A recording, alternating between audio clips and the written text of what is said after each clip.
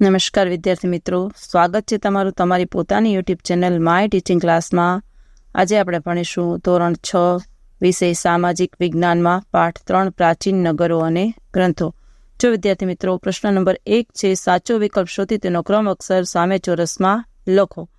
ચાલો, વિકલ્પ છે સામે જવાબ તમારે લખવાના છે। ચાલુ કરીશું। પહેલું, સિંધુ ખીણની સભ્યતાના અવશેષો સૌ પ્રથમ કયા નગરમાંથી મળ્યા હતા? તો એમાં લખો એ હડપ્પામાંથી। બીજું, હડપ્પીય સભ્યતાની કૃષિ ક્રાંતિનું મુખ્ય મથક કયું નગર હતું? તેમાં લખો સી કાલીબંગન। ત્રીજું, ઋગ્વેદમાં કેટલા મંડળો છે? તેમાં લખો સી 10। ચોથું, હડપ્પીય સભ્યતાની સૌથી મોટી લાક્ષણિકતા કઈ હતી? તેમાં લખો એ આયોજનબદ્ધ નગર રચના। પાંચમું, સિંધુ ખીણ સભ્યતાની નગર રચનામાં કિલ્લો કઈ દિશામાં રહેતો? તેમાં લખો બી પશ્ચિમમાં। છઠ્ઠું, સિંધુ ખીણની સભ્યતાની નગર રચનામાં સામાન્ય પ્રજાની વસાહત કઈ દિશામાં હતી? તેમાં લખો એ પૂર્વમાં। સાતમું, પૂર અને ભેજથી બચવા હડપ્પા સભ્યતાના મકાનો કઈ જગ્યાએ બાંધવામાં આવ્યા હતા? તેમાં લખો સી। આઠમું, હડપ્પીય સભ્યતાની નગર રચનામાં વપરાશના પાણીના નિકાલ માટે શી વ્યવસ્થા હતી? તેમાં લખો એ। નવમું, હડપ્પા પાકિસ્તાનમાં કયા જિલ્લામાં આવેલું છે? તેમાં લખો બી મોન્ટેગોમરી। 10મું, સિંધુ ખીણની સભ્યતાનું મુખ્ય નગર કોને ગણવામાં આવે છે? તેમાં લખો ડી હડપ્પાને। 11મું, હડપ્પીય સભ્યતાની મુખ્ય વિશેષતા કઈ હતી? તેમાં લખો સી અન્ન ભંડારો। 12મું, લોથલ કઈ નદીના કિનારે આવેલ છે? તેમાં લખો સી ભોગાવો। 13મું, લોથલમાં ઈંટોના બનેલા માળખાને શું કહેવામાં આવે છે? તો લખો એ તક્કો। 14મું, હડપ્પીય સભ્યતાનો આંતરરાષ્ટ્રીય વેપાર કયા બંદર મારફતે થતો? તેમાં લખો ડી લોથલ। 15મું, ધોળાવીરા કચ્છના કયા વિસ્તારમાં આવેલ પુરાતત્વીય સ્થળ છે? તેમાં લખો ડી ખદીર બેટ। 16મું, કચ્છ જિલ્લામાં હડપ્પીય સભ્યતાનું કયું સ્થળ આવેલ છે? તેમાં લખો બી ધોળાવીરા। 17મું, હડપ્પીય સભ્યતાનું સ્થળ કાલીબંગન ભારતના કયા રાજ્યમાં આવેલું છે? તેમાં લખો એ રાજસ્થાન। 18મું, સિંધુ ખીણ સભ્યતાના લોકોનો મુખ્ય વ્યવસાય કયો હતો? તેમાં લખો ડી ખેતી અને પશુપાલન। 19મું, સિંધુ ખીણ સભ્યતાના લોકોએ બાળકોના આનંદ પ્રમોદ માટે શું બનાવ્યું હતું? તેમાં લખો સી રમકડા। 20મું, ભરૂચ જિલ્લામાં કીમ નદીના કયા સ્થળેથી હડપ્પીય સભ્યતાના અવશેષો મળી આવેલ છે? તેમાં લખો એ ભાગા તળાવ। 21મું, આપણો સૌથી પ્રાચીનતમ ગ્રંથ કયો છે? તો એમાં લખો એ ઋગ્વેદ। પ્રશ્ન નંબર 2 છે ખાલી જગ્યા પૂરો। હું સીધા જવાબ બોલું છું, તમે લખતા જાઓ। પહેલી ખાલી જગ્યામાં રાજસ્થાન, બીજીમાં મોહેન્જો-દડો, ત્રીજીમાં કચ્છ, ચોથીમાં કાટખૂણો, પાંચમીમાં રાત્રિ પ્રકાશ, છઠ્ઠીમાં સ્નાનકુંડ, સાતમીમાં સભાગૃહ, આઠમીમાં ધોળકા, નવમીમાં બંદર, 10મીમાં મણકા, 11મીમાં તાંબા, 12મીમાં નગર આયોજન, 13મીમાં ભચાઉ, 14મીમાં વૈદિક સંસ્કૃત, 15મીમાં રાજકોટ, 16મીમાં રાવી અને 17મીમાં ઘોડા। ચાલો વિદ્યાર્થી મિત્રો, પ્રશ્ન નંબર 3 છે ખરા ખોટાની નિશાની કરો।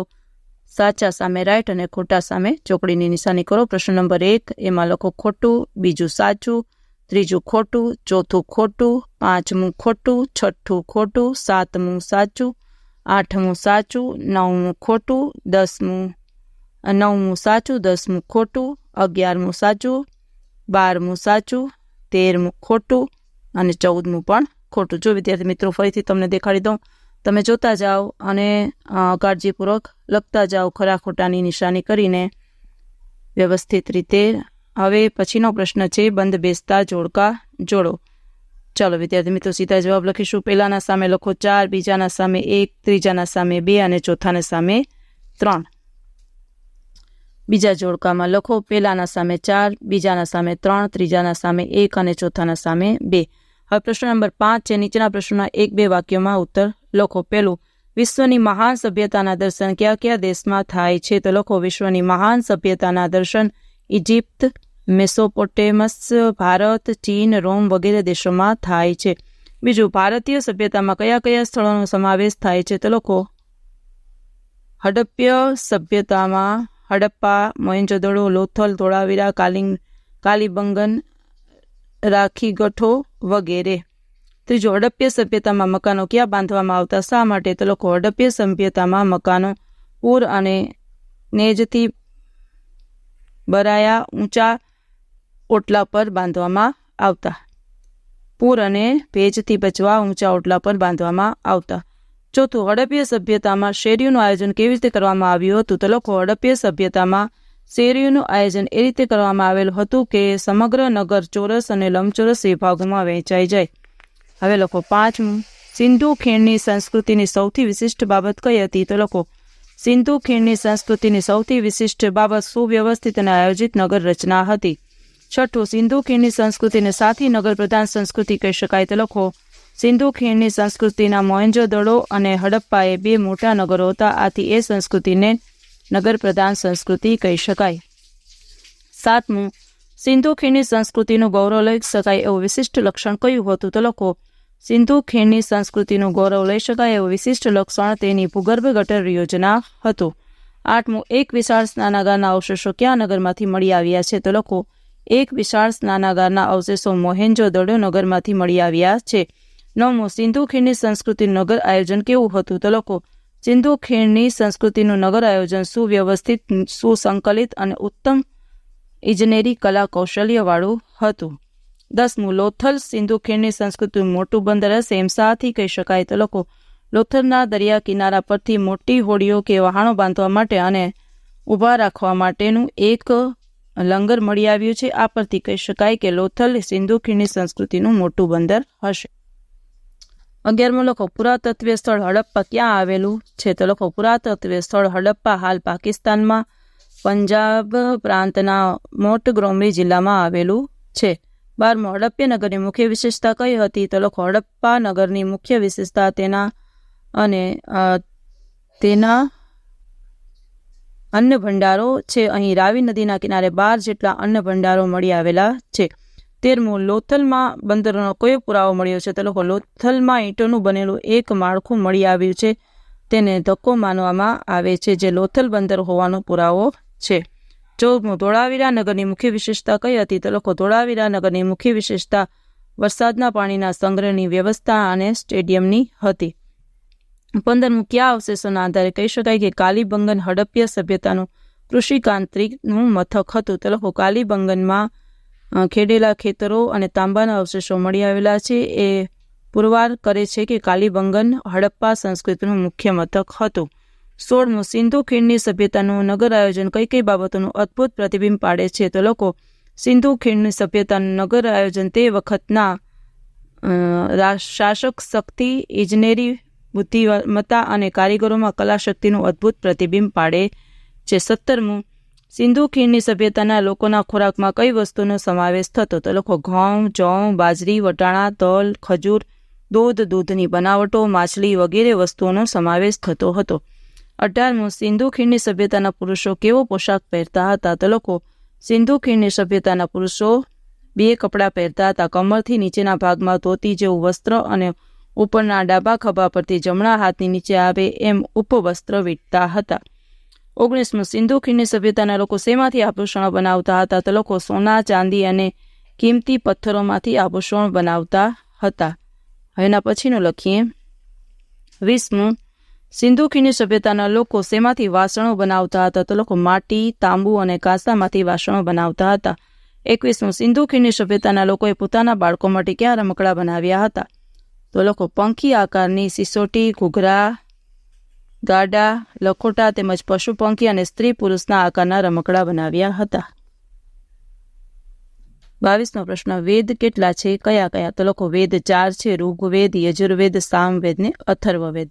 23મું, ઋગ્વેદમાંથી આર્યોના જીવન વિશે કઈ કઈ માહિતી મળે છે? તો લખો, રાજકીય, સામાજિક, આર્થિક અને ધાર્મિક જીવન વિશે માહિતી મળે છે. 24મું, ઋગ્વેદમાંથી કઈ કઈ રાજકીય સંસ્થાઓની માહિતી મળે છે? તો લખો, ઋગ્વેદમાંથી ધણ, સભા અને શમિલ નામની રાજકીય સંસ્થાઓની માહિતી મળે છે. 25મું, કઈ કઈ વિદુષીઓએ ઋગ્વેદની રચના રચી હતી? તો લખો, અપાલા, લોપા, મુદ્રા, ઘોષા વગેરે ઋગ્વેદની ઋચાઓ રચી હતી.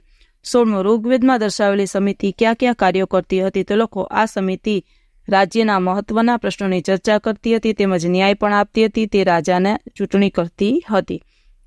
હવે છે પ્રશ્ન નંબર 6.